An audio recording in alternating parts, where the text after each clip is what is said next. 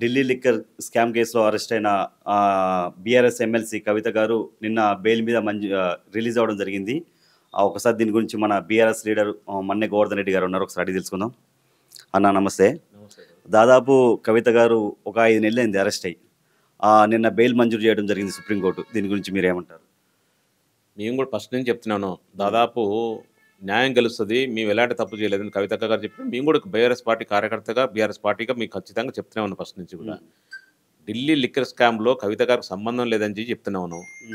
అయినా కూడా ఫిరివి కావాలని రాజకీయ కక్ష కారణంగా కావాలని ఆ ఢిల్లీ కొంతమంది అప్రూవల్ చేపించేసి ఢిల్లీ కవిత గారి పేరు చెప్పించేసి కవిత గారే మెయిన్ అన్నట్టు చూపించే ఒక బూచి చూపించే ప్రయత్నం చేశారు. కానీ లాస్ట్కి 164 రోజులు జైల్లో ఉన్న తర్వాత భారత ఉన్నత న్యాయస్థానం సుప్రీంకోర్టు బెయిల్ ఇవ్వడం జరిగింది.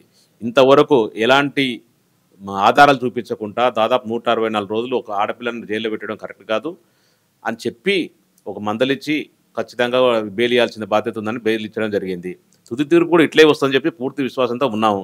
మేము కావాలని చెప్పి బీజేపీ పార్టీ లేదా కాంగ్రెస్ పార్టీ ఇద్దరు కలుసుకొని ఈ రాజకీయ కక్షపూరితంగా కేసీఆర్ని తట్టుకోలేక కేసీఆర్ గారిని ఎట్లయినా తొక్కేయాలని చెప్పి కేసీఆర్ బీఆర్ఎస్ పార్టీని దేశం మొత్తం విస్తరిస్తుంది అని చెప్పేసి ఉద్దేశంతో ఎట్లన్నా కట్టడి చేయాలనే ఆలోచనతో ఇట్లాంటి కేసీఆర్ కూతురు కవిత గారిని అరెస్ట్ చేయడం జరిగింది. కావాలని ఇంటెన్షనల్గా పెట్టిన కేసు ఇది. ఓన్లీ కక్షపూరితమైన రాజకీయ కక్షపూరితమైన కేసు మాత్రమే. దీంట్లో క్లియర్గా మేము చెప్తున్నాం. ఇప్పటికి రేపొద్దున తుది తీర్పు కూడా మంచి తీర్పు వస్తుంది.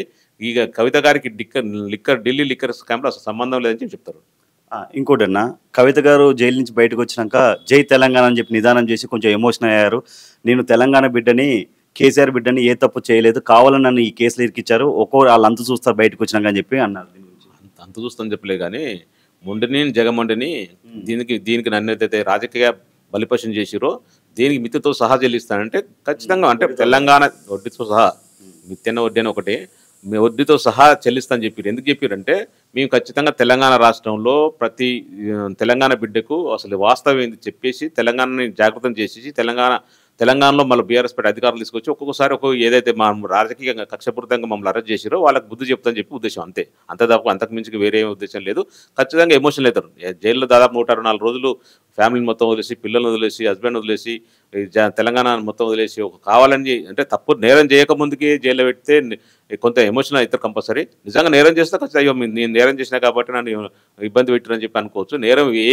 ఎలాంటి నేరం చేయకుండా, ఎలాంటి స్కామ్ చేయకుండా కావాలని ఇంటెన్షన్ పెట్టారు కాబట్టి కొంత ఎమోషనల్ అనమాట. వాస్తవమే. ఖచ్చితంగా ఆ ప్లేస్లో మనం ఉన్నా ఎవరున్నా కూడా అవుతారు.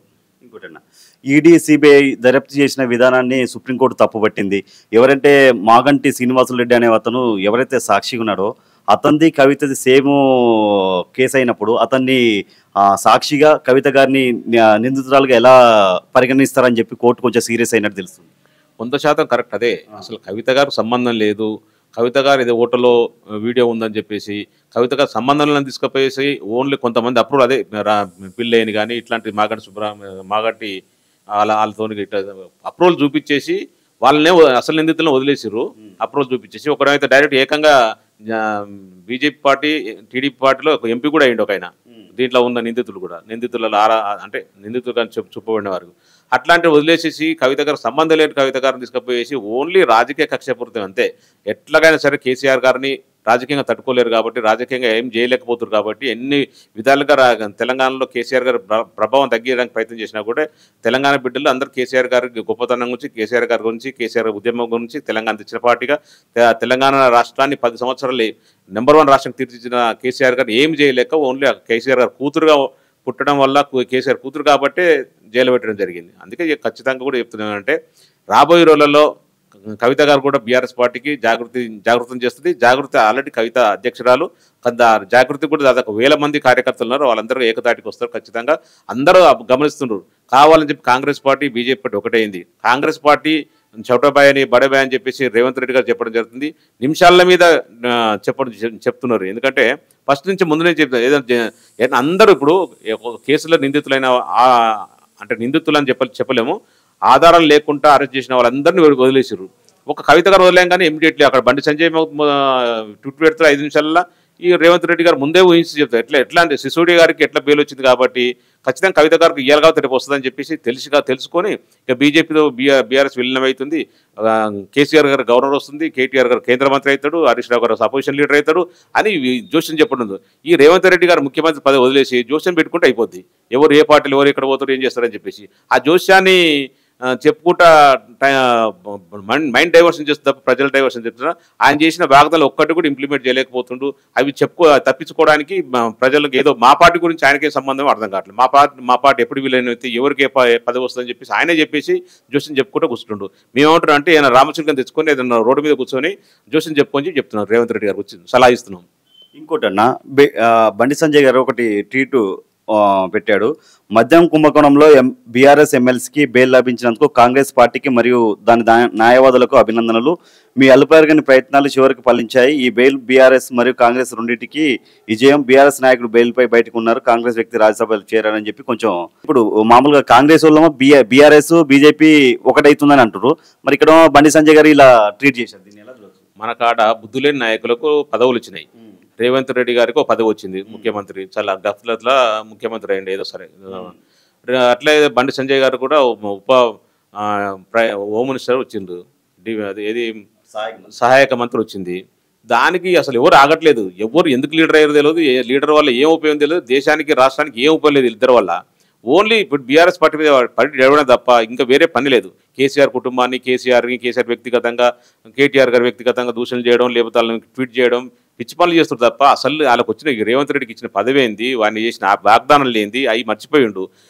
అలాగే బండి సంజయ్ కూడా అసలు ఆయన ఏం చేస్తుండో ఏం మాట్లాడుతుండో ఆయనకే అర్థం కాని పరిస్థితి. అండ్ 5 నిమిషాల్లో అంతా ట్వీట్ చేయాల్సిన అవసరం ఉంది. అందరికీ బెయిల్ వచ్చింది, ఒక్కరికి వచ్చిందా? సుశీడి గారికి వచ్చింది, ప్రతి ఒక్కరికి చాలా మందికి వచ్చింది. అట్లాంటిప్పుడు బెయిల్ కంపల్సరీ ఏదో ఒక రోజు రావాల్సిందే కదా. మేము చాలా ప్రయత్నాలు చేసినాం బెయిల్ కొరకు. చాలా ప్రయత్నాలు మీన్స్ అంటే చాలాసార్లు కోర్టులో అప్పీల్ చేసినాం, కోర్టు ఇవ్వలేదు. తర్వాత కోర్టు నిన్న 1.5 అవర్ ఆర్గ్యుమెంట్ తర్వాత క్లియర్ చెప్పింది, మీరు ఇంతవరకు 164 రోజులు కవిత గారిని జైల్లో పెట్టిర్రు, ఏ చిన్న ప్రూఫ్ చూపించలేకపోయారు, ఒక డబ్బు పట్టుకోలేకపోయారు, ఒక ఆధారం చూపించలేకపోయారు, ఇంకెన్ని సంవత్సరాలు పెడతారు, ఎన్ని రోజులు పెడతారు ఒక నిందితురాలని అని చెప్పేసి క్లియర్గా తిట్టి బెయిల్ ఇవ్వడం జరిగింది. దాన్ని కూడా అసలు రాజకీయం చేసేసి ఏదో కాంగ్రెస్ అడ్వకేట్కి ఏం సంబంధం బ్రదర్? Advocate and profession. ఎవరికంటే రేపు నీకు కూడా దరిద్రం అయితే లోపల ఉంటే నీకు కూడా ఆర్గ్యుమెంట్ చేస్తాడు ఆయన. అంతే తప్ప ఒక కాంగ్రెస్ పార్టీ నాయకుడైన మాత్రాన దాని ప్రొఫెషన్ మర్చిపోవాల్సిన అవసరం లేదు. అదే మేము చెప్తున్నా, మినిమం కామన్ సెన్స్ లేదు బండి సంజయ్ గారికి. బండి సంజయ్ కాంగ్రెస్ బీఆర్ఎస్ ఒకటి అంటాడు, కాంగ్రెస్ వాళ్ళు ఏమో బీజేపీ బీఆర్ఎస్ ఒకటి అంటారు. అసలు బుద్ధి లేని నాయకులు అంటే మన దగ్గరే ఉండరు. ఇంత అసహ్యంగా అసలు ఈ రాజకీయాన్ని చూస్తే, రాజకీయ మాటలు చూస్తే అసహ్యం వేస్తుంది. అసలు రాజకీయం ఎందుకు చేస్తున్నాం అని చెప్పేసి అట్లాంటి ఇప్పుడు ఒక పార్టీ గురించి తట్టుకోలేక నిజంగా రాజకీయంగా ఎదుర్కోండి. అంతేగాని ఒక కూతుర్ని జైల్లో పెట్టడం, కావాలని ఇద్దరు కాంగ్రెస్ బీజేపీ ఒకటైపోయి కావాలని బీఆర్ఎస్ పార్టీ తొక్కేయాలని చూస్తారు. మీరు ఎంత తొక్కేయాలని చూసినా, ఎంత కుట్ర రాజకీయాలు చేసినా మేము అంతకు డబ్బులు వేస్తాం. ఖచ్చితంగా రాబోయే రోజుల్లో బీఆర్ఎస్ పార్టీ మంచి భవిష్యత్తు ఉంటుంది. రాబోయే రోజుల్లో గవర్నమెంట్ కూడా బీఆర్ఎస్ గవర్నమెంట్ వస్తుంది.